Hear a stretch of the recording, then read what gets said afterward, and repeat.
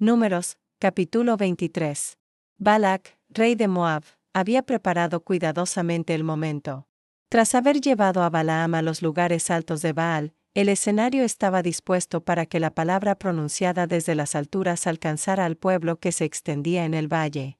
Balac confiaba en que, desde aquel punto elevado, la maldición descendería como una sombra sobre Israel.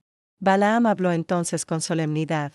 Pidió a Balac que le edificara 7 altares y que preparara 7 becerros y 7 carneros.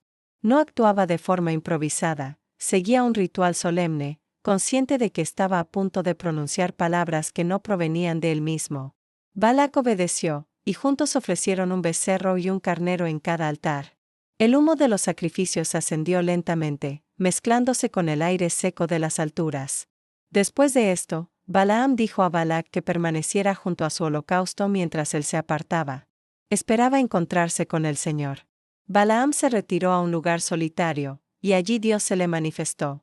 El Señor puso palabras en su boca y le indicó que regresara a Balac para comunicar lo que había recibido. Cuando Balaam volvió, encontró a Balac de pie junto a su holocausto, acompañado por los príncipes de Moab. Entonces Balaam levantó su voz y pronunció su primera declaración solemne. No habló como un hombre que improvisa, sino como alguien que transmite un mensaje recibido.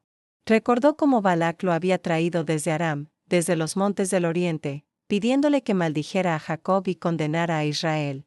Pero inmediatamente dejó claro el límite absoluto de su poder. No podía maldecir a quien Dios no había maldecido, ni condenar a quien el Señor no había condenado.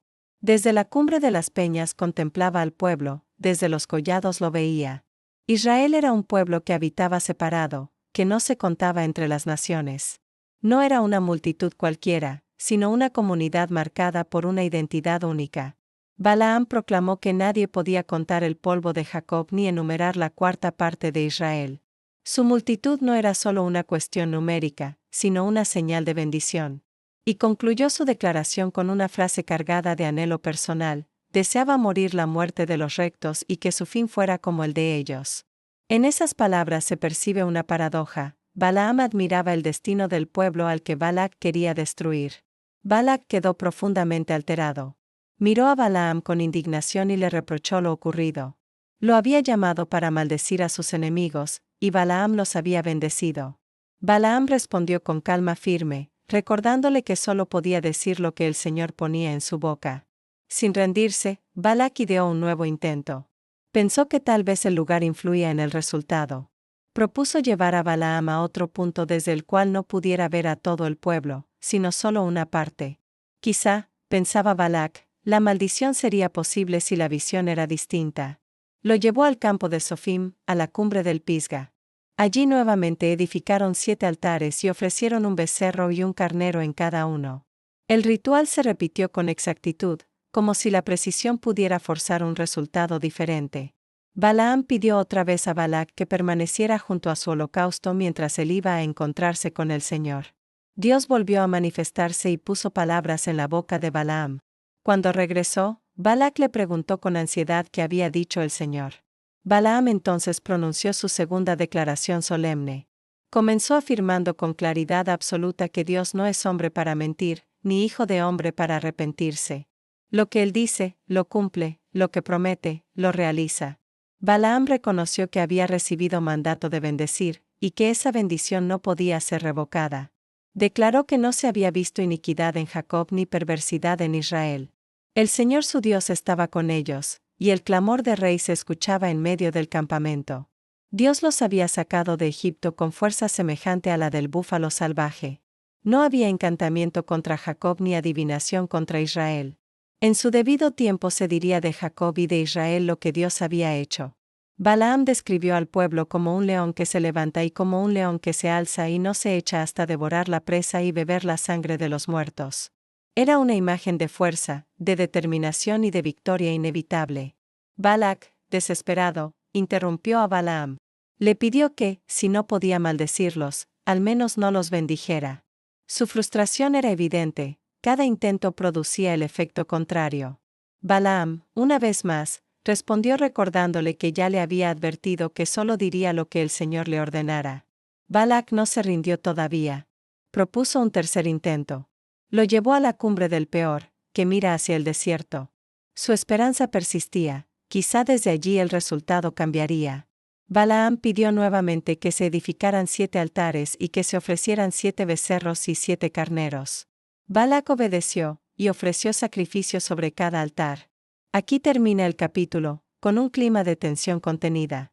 El lector percibe que Balac ha agotado sus estrategias humanas, mientras Balaam se encuentra cada vez más claramente sometido a una palabra que no puede controlar. El escenario está listo para que la bendición se manifieste de forma aún más contundente. Reflexión. Números 23 es una afirmación poderosa de la soberanía absoluta de Dios sobre la historia y sobre la palabra pronunciada. Balac representa la mentalidad humana que cree que la realidad puede manipularse mediante rituales, lugares o intermediarios espirituales. Pero el capítulo insiste una y otra vez en que la bendición de Dios no depende de circunstancias externas. Balaam, aunque ambiguo en sus motivaciones personales, se convierte en instrumento de una verdad mayor: nadie puede maldecir a quien Dios ha bendecido. Esta afirmación atraviesa todo el capítulo como un eje central. No importa cuántos altares se construyan ni cuántos sacrificios se ofrezcan, la palabra de Dios permanece inalterable. La declaración de que Dios no miente ni se arrepiente como el hombre subraya la fiabilidad absoluta de su palabra. Frente a la inestabilidad humana, Dios aparece como firme, coherente y fiel a sus promesas. La imagen de Israel como un pueblo separado no implica aislamiento orgulloso, sino una identidad definida por la elección divina. No se cuenta entre las naciones porque su origen y su destino están ligados directamente a Dios. Este capítulo también plantea una reflexión personal profunda. Balaam desea morir la muerte de los justos, pero no vive plenamente como ellos. Admira el final, pero lucha con el camino. Esto invita a preguntarse si buscamos solo los beneficios de una vida recta o si estamos dispuestos a asumir la obediencia que esa vida requiere. Números 23 enseña que la bendición de Dios no puede ser anulada por fuerzas externas, que su palabra es irrevocable y que la verdadera seguridad no está en estrategias humanas, sino en permanecer bajo la voluntad del Señor. Si te ha gustado el contenido, suscríbete, es gratis y haz clic en el pulgar hacia arriba.